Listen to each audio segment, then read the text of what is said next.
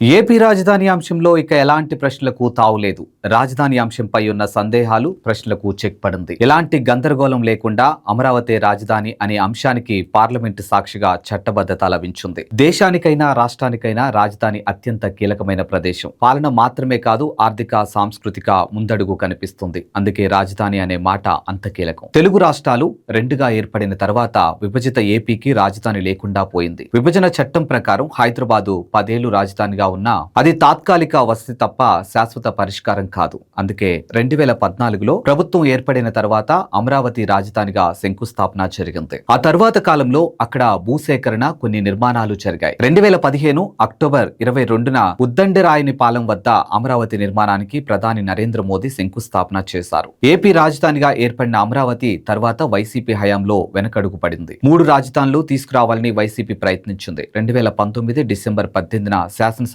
వేదికగా 3 రాజధానుల ప్రతిపాదన ప్రభుత్వం తీసుకొచ్చింది. కానీ రాజధాని రైతులు 3 రాజధానులకు వ్యతిరేకంగా గలం వినిపించారు. సుదీర్ఘ కాలం పోరాటం చేశారు. ఆ తర్వాత మళ్లీ ప్రభుత్వం మారింది. ఇన్నాళ్ల తర్వాత ఈ చర్చకు తెరదింపుతూ ఆంధ్రప్రదేశ్ పునర్విభజన చట్ట సవరణ బిల్లుకు ఉభయ సభల్లో ఆమోదం లభించింది. రాజ్యసభలోనూ మూజువాణి ఓటుతో బిల్లుకు ఆమోదం తెలిపారు. కేంద్ర హోంశాఖ సహాయక మంత్రి నిత్యానందరాయ్ ఈ బిల్లును ప్రవేశపెట్టారు.